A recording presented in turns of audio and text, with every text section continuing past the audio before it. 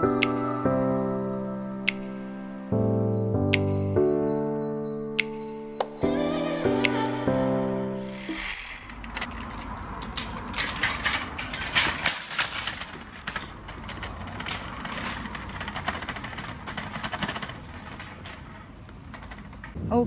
andito na ako sa loob ng grocery. Kaso, hindi ko alam kung ano yung bibilhin ko. Bibili na lang ako nitong melon. Hindi ko alam ano yung maganda dito. Ay, hindi ko alam. Ito na pala yung mga napapamili ko ngayon. Ayan pa lang siya. Pero, hindi ako makapag-vlog kasi medyo maraming tao ngayon. So, yan na lang. Bala ko kasi sana mag-vlog habang nag-grocery kasi hindi siya matuloy-tuloy kasi ang daming tao.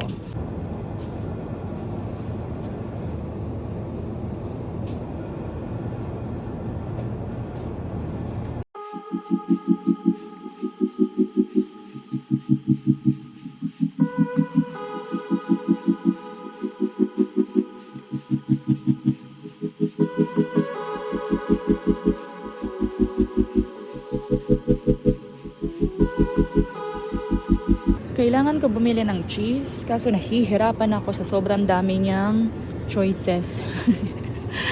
Ay nako, wait lang, hanap lang ako ng quark cheese, basta quark cheese. Okay, ito na yung mga napamili ko. Nahirapan ako mag-vlog doon, pero syempre as always nagmamadali yung mga tao dito.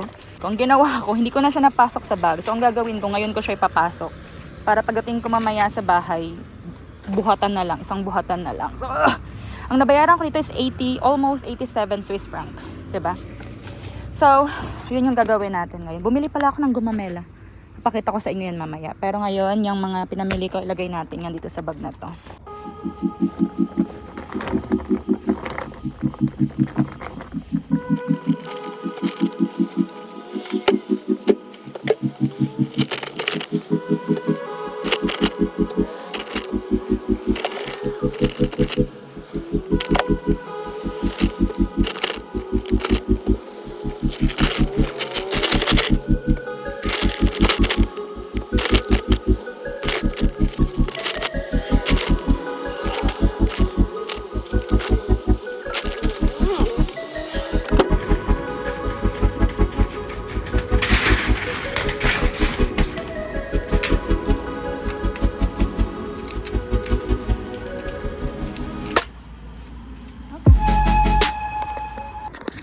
So, ngayon, uwi na tayo. Okay, uwi na tayo everyone. Tapos tumawag pala si Roberto, umalis pala siya.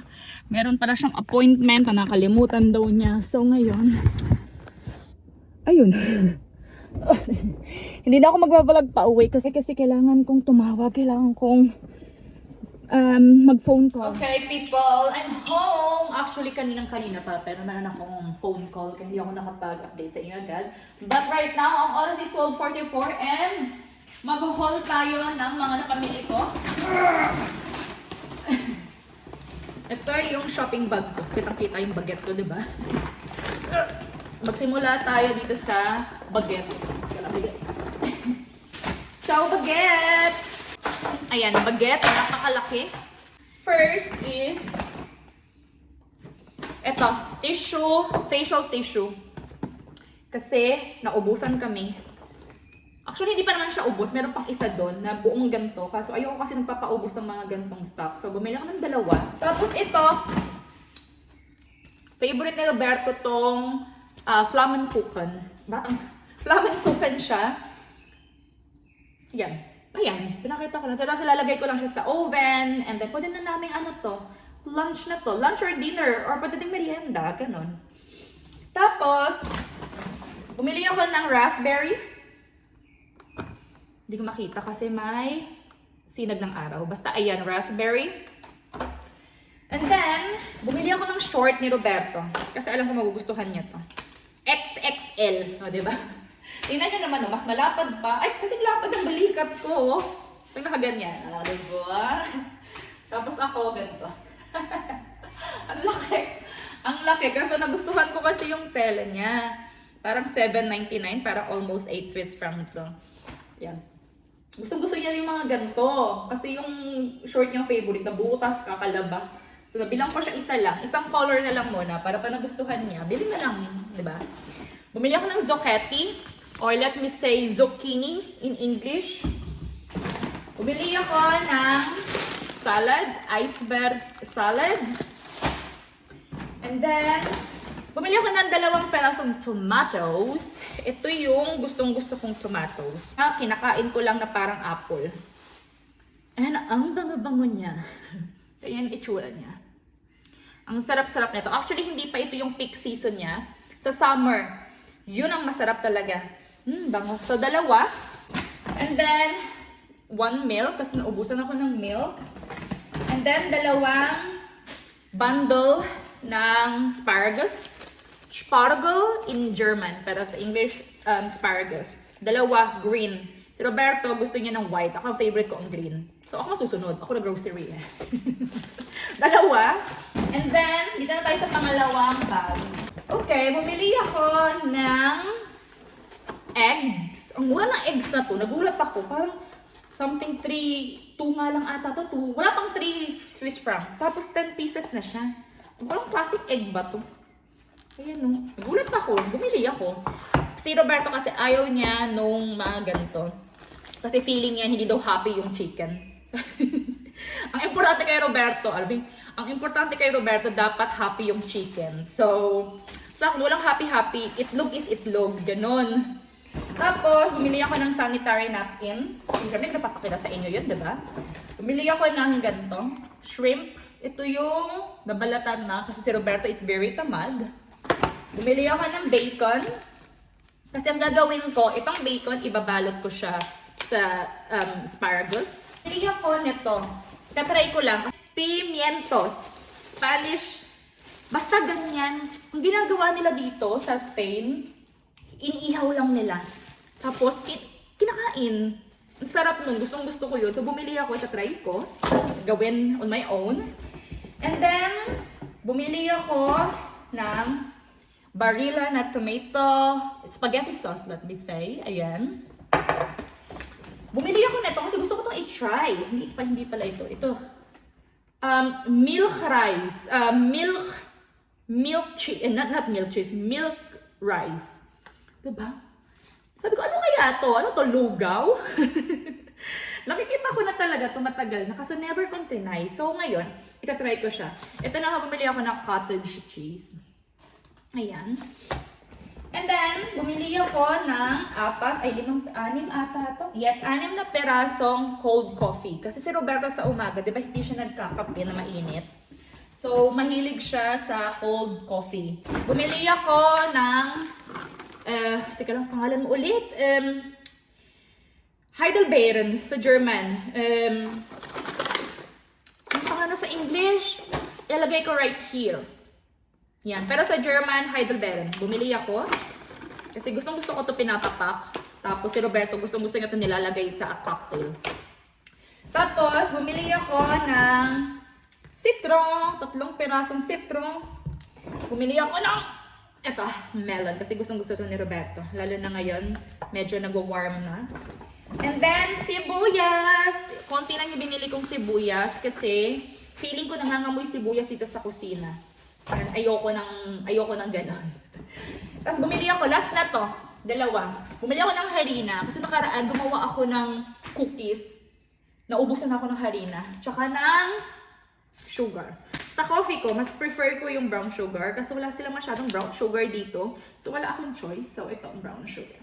So, ayan lang yung mga napamili natin. And then, diyan ka.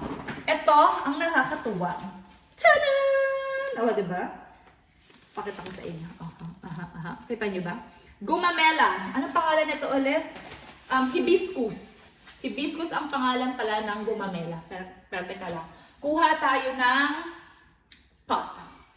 Okay. Tingnan natin kung magkakasya dito. Pero parang ang gulo ko, diba? Wait lang. Ang dami pa dun eh. So, ang pinili ko, yung hindi pa nagbo-bloom.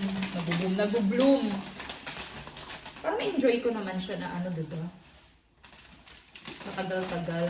Kasi for sure, makakatay ito sa akin. Kasi ako, Lahat ng halaman, kahit cactus ata mamamatay pag ako nag-alaga eh. Okay, 1, 2, 3. Kasya ka ba?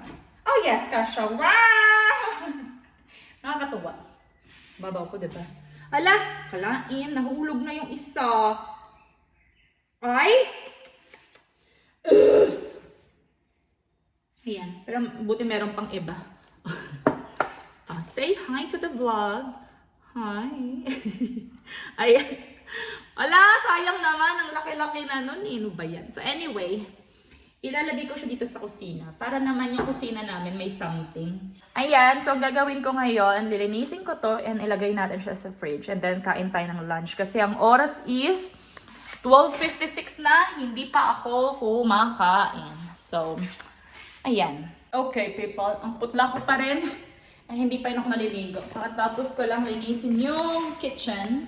Ngayon, may naisip akong gawin. Kahit ang dami ko pang gagawin, mas importante pa dito, pero uunahin ko to. Dito na ako sa may garage. Ito yung garage namin. Dito kami nagpa-park. Dito, habang walang sasakyan dito. Tingnan nyo. Ang bala ko is lilinisin ko na lang siya. Kasi papakita ko sa inyo ang itsura nito ngayon. Wait. Ayan ang itsura niya. Tingnan nyo. Madumi. Hindi ko na matandaan kailan huling linis dito. Tapos ito pala. Ito, protection yan. Para yan protection. Para pag nagpa-park kami dito tapos hindi nakita. Ay, ano yun? Dagdag protection lang. Tapos yan, mga kalat. Ito, binili ko to sa Pinas, sa Shopee. Ito yung, nakita niyo ba? Yan o. Diyan yan. Tapos kahapon, naglinis ako. Hindi na ako nag-vlog kahapon. Ang dami kong pagtatapon ng mga plastic. Yan o. Mga ano kasi ito, mga basura. Dito namin iniipon katulad ng ganyan. Yan, dito yung mga karton. Yan. Ito yung bike na napakatagal na, hindi na nagagamit. Tapos ito yung mga nabubulok namin basura. So ang bala ko is lilinisin ko siya. Buksan natin to. Pero close muna natin to. Ayan. Linisin natin to. Kasi tingnan nyo naman kung gaano kadumi. Kita niyo ba? Ayan, baka mas malinaw na ngayon pag nabuksan. Okay, so linis tayo habang umiinom ako ng tsaa.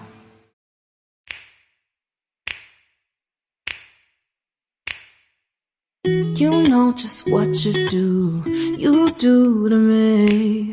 Play my emotions like a pair of puppet strings. Did it ever occur to you my heart's more than a toy? Please go easy on me, babe. Send message after message, forward my calls. Next day you hit me back like nothing happened at all. What about Lulutan ko na naman kayo. Ay, naku talaga. Hindi na matapos-tapos itong vlog na to kasi lagi ko kayo nakakalimutan. Ang oras is 10:30 na, 10:27. Almost 10:30. And di pa kami nagdi-dinner kasi busog kaming dalawa. Kaso, usapan namin, hindi na kami kakain kasi nga busog kami. Kasi bigla naman tong nag-crave nung nakita niya to. So, ang gagawin ko ngayon is i-bake ko to. And nalipat ko na siya. Ang labo talaga ng phone ko. Ayan, nalipat ko na. And base sa karton nakalagay is, asan na ba yung binasa ko? Baliktad. Ayun. 250 degree for 6 to 8 minutes. So, ayun. Andun na siya. Hintayin natin yan.